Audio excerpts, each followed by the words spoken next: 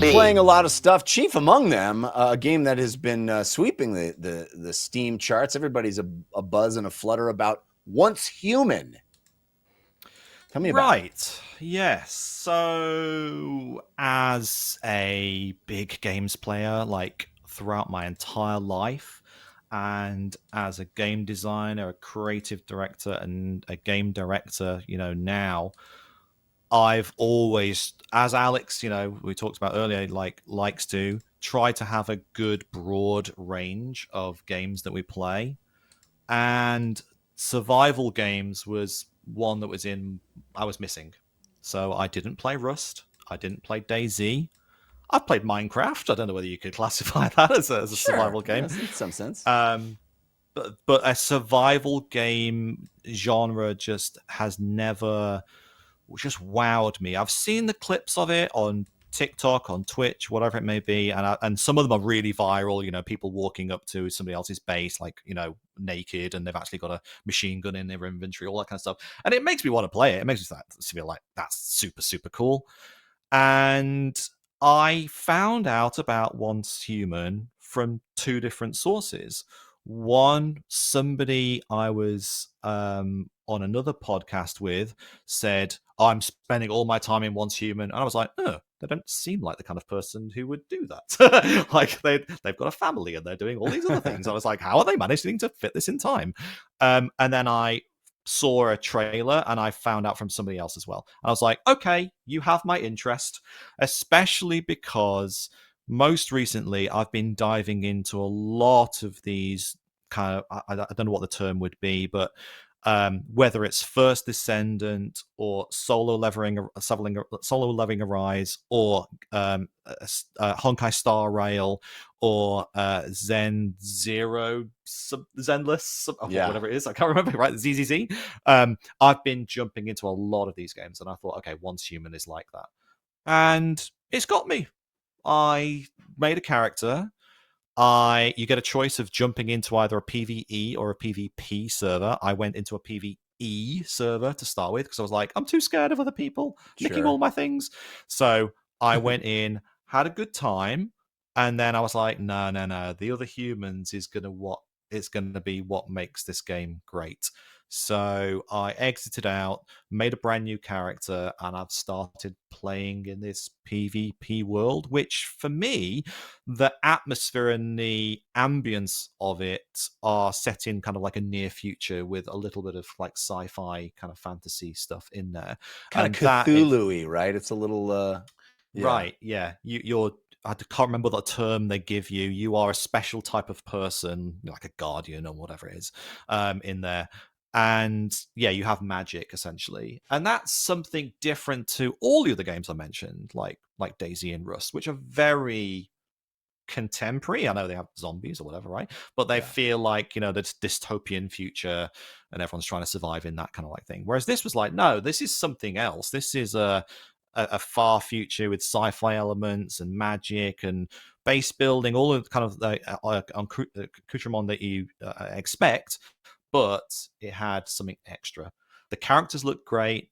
The combat is pretty good. Like, it's hard to tell because being in game design and game direction, I'm cursed with playing a game and then being able to see when the loop is going to start. I.e., another game I've been playing is First Descendant, and in that particular game, the combat's pretty good, but it only goes so far. And I know, oh, this is what I'm going to be doing for the next 40 hours, essentially, like rinse and repeat. And I feel I'm unfortunately maybe hitting that in Once Human, but I know there's more beyond it because of the other people that are in the world with me, right? And the various people I'm going to engage with, and the social aspect of it, and the various like magical kind of abilities that you've got. So for me, it's hitting the sweet spot. Now, I don't know I haven't looked at what the general consensus is. I think it's meant to be kind of a 3 out of 5 game potentially, but they've just had a big update, and it was hitting all the right points for me anyway, and this is only like hitting even more now. So yeah, I'm very happy with it. And your interaction, I'm curious about the moving from PvE to PvP part. Your interactions with other humans in Once Human, Have you been Oh, having yeah. a hard time getting murdered by other players? How is that going?